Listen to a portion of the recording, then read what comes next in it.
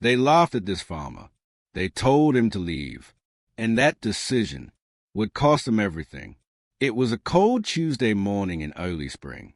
The kind of morning where the wind cuts through your jacket and makes you question every life decision you ever made. The glass doors of the dealership slid open. The sound echoed louder than it should have. Every head inside turned for just a second. Then they looked away. The man who walked in didn't look important. Mud-stained boots. Faded brown jacket with oil marks that never came out. Wrinkled jeans. A face weathered by sun, wind, and decades of early mornings. His name was Walter Price, 6 to 7 years old, a farmer from a few miles outside town, the kind of farmer nobody noticed anymore. Salesmen stood near the shiny new tractors, sipping coffee, laughing about weekend plans. None of them stepped forward, because Walter didn't look like money. He walked slowly across the polished floor, his boots leaving faint dirt mark behind him. At the far end of the showroom was a glass office. Inside sat Rick Stevens, the dealership owner. Rick had built this place into the biggest John Deere dealership in the county. Expensive suit, perfect hair, a man who measured people in numbers. Walter knocked once and stepped inside. Rick looked up, already annoyed. "Yes." His tone said, "Make it quick." Walter removed his cap, held it in his hands. "I want to buy 12 tractors." For half a second, the room was silent. Then Rick laughed. Not a polite laugh, not a friendly one. A sharp, dismissive laugh. The kind of laugh that says, "You don't belong here." 12 tractors. Rick said, leaning back in his chair, "You sure you didn't mean spark plugs?" A couple of salesmen outside chuckled when they heard it. Walter didn't smile, didn't react. "Yes," he said calmly. 12 tractors, specific models. Rick shook his head, still amused. "Sir, do you have any idea what 12 tractors cost? Even used ones?" Walter nodded. "I do." Rick stood up and walked to the window, arms crossed, looking out of the showroom like a teacher dealing with a slow student. "Let me be generous," Rick said. 40,000 per tractor. That's nearly $500,000. Walter corrected him. Closer to 560,000. Rick turned slowly. Now he was irritated. "Listen," Rick said, voice hardening. "I don't know what kind of joke this is, but I'm busy. Why don't you tell me what you actually need?" Walter reached into his jacket, pulled out a folded piece of paper, carefully placed it on the desk. Rick picked it up, and his expression changed. Not impressed. Confused. The list was detailed. Years, models, exact specifications.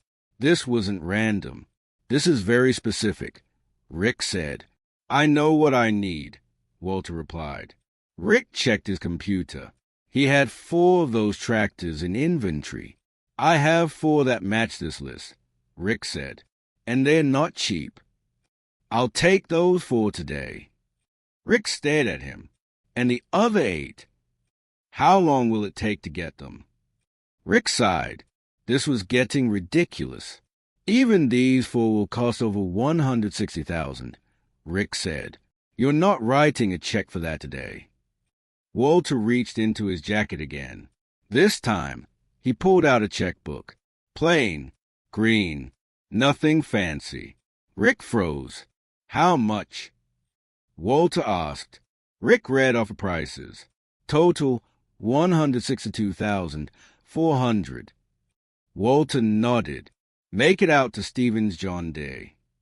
The pen scratched across the paper. Slow, steady. Walter tore out the check and slid it across the desk. Rick picked it up. His smile was gone. "I'll need to verify this." "Of course." Rick called the bank. The call lasted less than a minute. When he hung up, his face had completely changed. Walter Price had over $2 million in his account. Rick looked up. For the first time that morning, he didn't laugh. And suddenly, the farmer everyone underestimated wasn't funny anymore. He was dangerous, and Rick had no idea what he had just walked into. Rick stared at the check like it might disappear if he blinked. $2 million, sitting in the checking account of the man he had laughed at 30 seconds ago. Rick cleared his throat. "Mr. Price," he said, suddenly careful with every word. "I just need to ask." Walter raised a hand. "Before you ask," he said calmly, "yes, the money is mine. No loans, no partners." The room felt smaller. Outside the glass office, the salesman had stopped laughing. They were watching now. Rick forced a smile. "Well," he said, sliding the check into a drawer, "that changes things." Walter looked at him, eyes steady. "No," he said, "it doesn't." Rick didn't understand that yet. He gestured toward the list again. "You said you want all 12 tractors." "Yes." "And you'll pay cash for all of them?" Walter nodded. "I'll pay cash for all 12. Rick's mind was racing. This wasn't just a sale. This was the biggest used equipment deal his dealership had ever seen. But one question still bothered him. Why? Rick asked, "Why 12 tractors?" Walter didn't answer right away. Instead, he walked to the window and looked out at the showroom, at the shiny machines, at the young salesman in clean boots. "Tell me something," Walter said quietly. "How many young farmers walk into this place every year and walk out with nothing?" Rick frowned. "What do you mean?" "How many get told they don't qualify? How many get laughed at? How many are told to come back when they look more serious?" Rick shifted in his chair. Walter turned back to him. "I was one of them once." Rick leaned forward. Walter sat down across from him. 1978, Walter began. "I was farming 320 acres. One tractor. Paid for. Old. Reliable." Rick listened. "My neighbor, Harold," Walter continued, "borrowed heavy in the 70s. New equipment. Big payments." Rick already knew where this was going. "Then rates went up," Walter said. "Prices went down." He paused. "The bank took everything." Rick swallowed. "I went to the auction," Walter said. "Watched a good man lose his farm." Rick nodded slowly. "And that's when you made your money?" he asked. Walter smiled. "No, that's when I learned something." Walter leaned forward. "Debt makes people desperate. Desperate people sell cheap." Rick felt uncomfortable. "I bought Harold's tractor that day," Walter said. "Paid $11,000 for something worth almost 30. Rick's eyes widened. "And then?" he asked.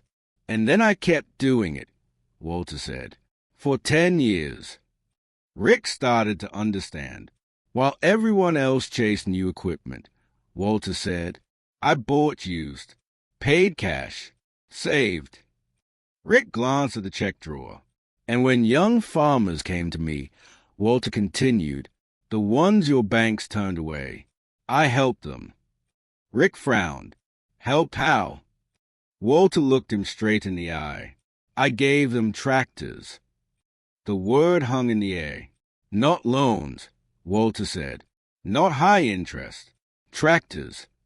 Rick shook his head. "You're telling me," he said slowly, "you're buying 12 tractors to give them away."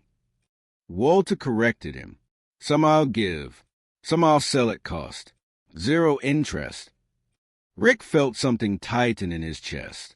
"That's $500,000, he said. Walter nodded. "And it's the best investment I'll ever make." Rick looked down at the desk, at the list, at the name Walter Price. He remembered laughing. He remembered the jokes. And suddenly, the polished office didn't feel so impressive anymore. "Who are these farmers?" Rick asked quietly. Walter stood. "You'll meet them," he said, "when you deliver the tractors." Rick looked up. "I'll deliver them myself," he said. Walter paused at the door. Then he turned back.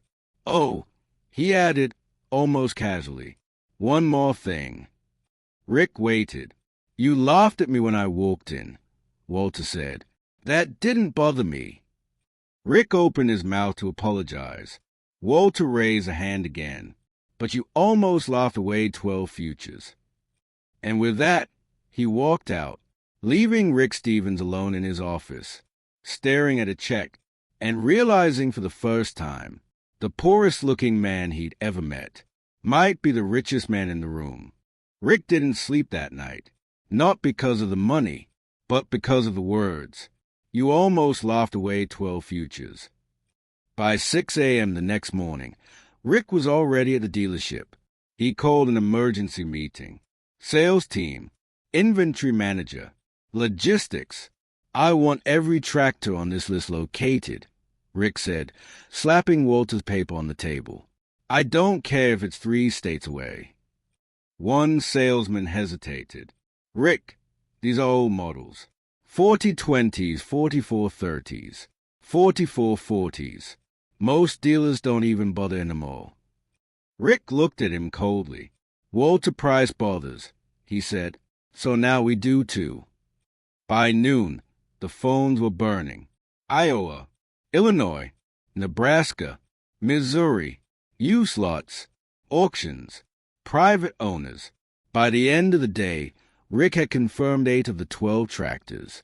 The profit margin was huge, but for the first time in his career, Rick wasn't thinking about profit. 2 days later, Rick personally drove the first tractor out. He expected a rundown operation.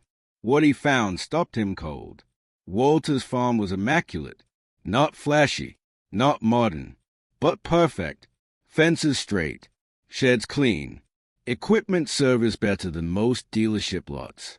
Rick climbed out of the truck and looked around. This doesn't make sense, he said.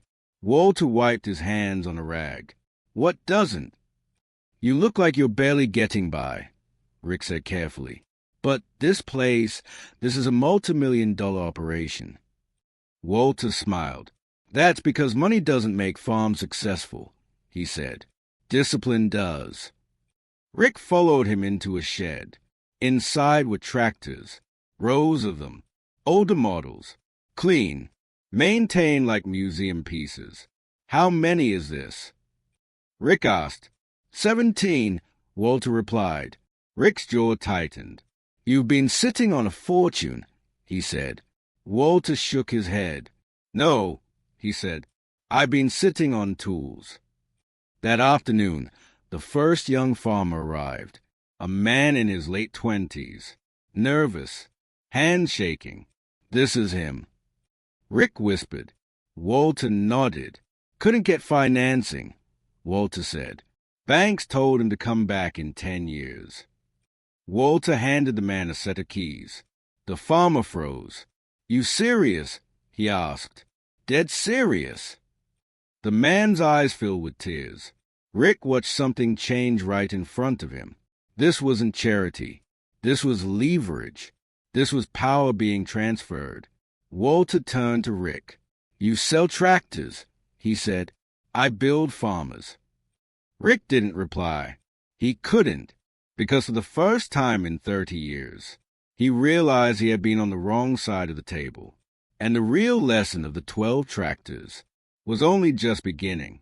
By the end of that week, word had started spreading, quietly, the way real stories do, not online, not in newspapers, but in machine sheds, at grain elevators, over cracked diner tables at 5 a.m.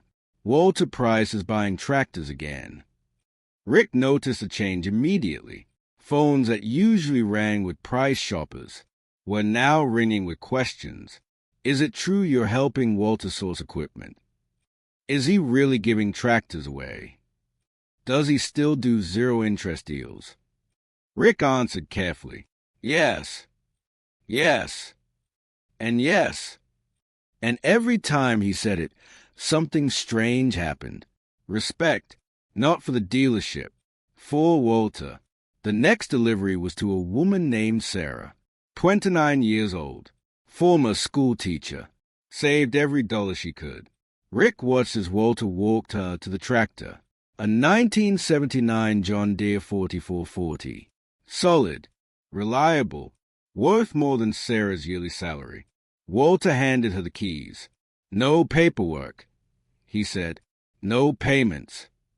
Sarah stared at him. I don't understand, she whispered. Walter looked her in the eye. I do, he said. I've watched too many good people quit before they even started. She broke down right there. Rick turned away, not out of politeness, out of shame. That night, Rick sat alone in his office, surrounded by sales awards, plaques, photos of brand-new tractors lined up like trophies, and none of it felt impressive anymore. He replayed the moment he laughed. The boots, the jacket, the way he assumed. He had sold millions in equipment. But Walter was creating loyalty that money couldn't buy. 3 days later, Rick made a call he never thought he'd make. To corporate. I need you to hear something, Rick said, and I need you to listen. He told them everything. The auctions, the debt-free strategy, the farmers Walter had already helped. Silence on the line. Then one executive said quietly, "This changes how we think about value." When Rick hung up, Walter was already gone. Back to his quiet routines. Back to his old truck. Back to his fields. No interviews. No announcements. Just impact. Rick finally understood. Walter never wanted to be respected.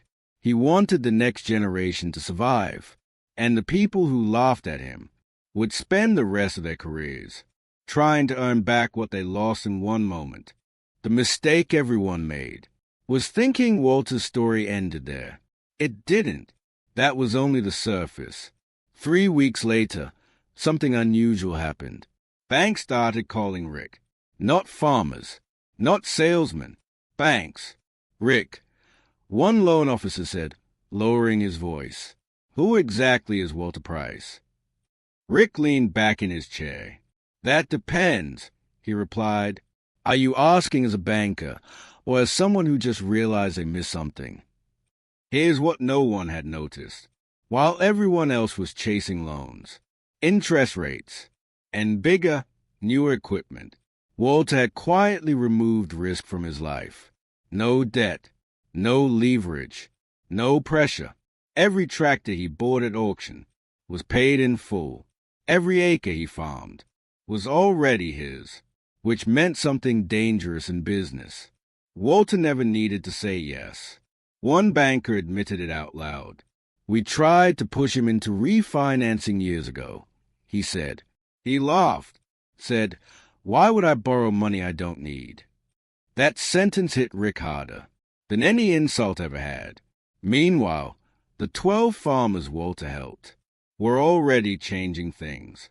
Not in headlines, in numbers, fields getting planted on time, loans getting paid, families staying on land that was about to be lost.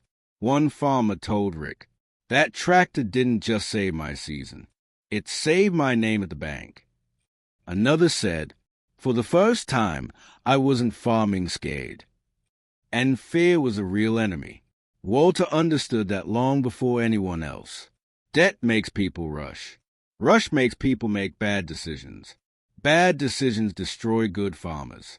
So Walter did the opposite. He slowed everything down. Rick started seeing the pattern. Walter wasn't just giving tractors. He was giving time. Time to breathe. Time to grow. Time to learn without panic. That was worth more than horsepower. At the next regional dealer meeting, Rick stood up and said something that made the room uncomfortable. "We've been selling equipment," he said, "but we forgot we're supposed to be supporting farmers." Silence, then murmurs. Some agreed, some didn't, but everyone was thinking about Walter. That night, Rick drove past Walter's farm again.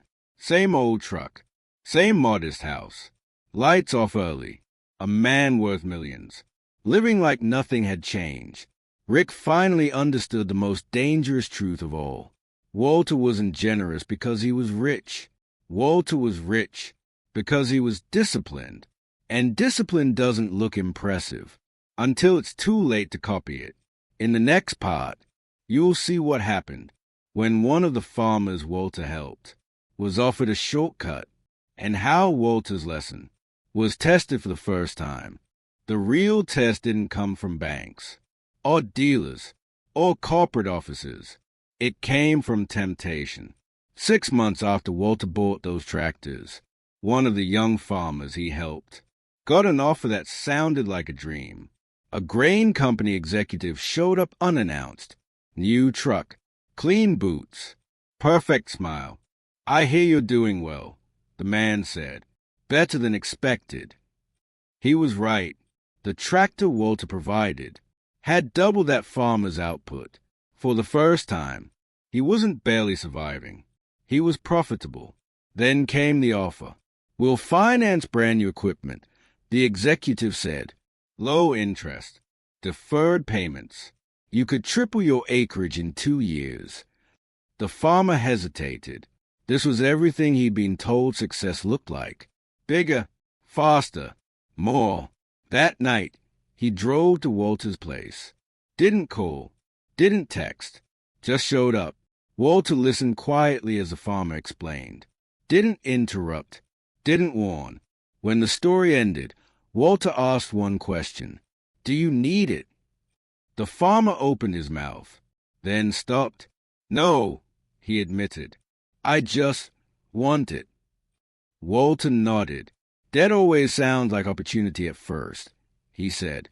"Then it starts talking louder than you do." The farmer looked down. "What would you do?" Walter smiled. "I already did it," he said. "I chose slow, and slow made me free." The farmer turned down the offer, stayed small, stayed steady. 5 years later, he owned his land outright. No bank, no pressure. Another life quietly saved. When Walter passed away, the foundation didn't make headlines, but tractors kept moving. Young farmers kept starting. Fields kept producing. And somewhere in Iowa, Rick Stevens tells every new salesperson the same story. "Never laugh at the quiet one," he says. "You might be staring at the smartest person in the room." Walter Price never wanted recognition. He wanted continuity.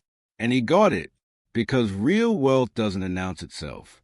It works in silence.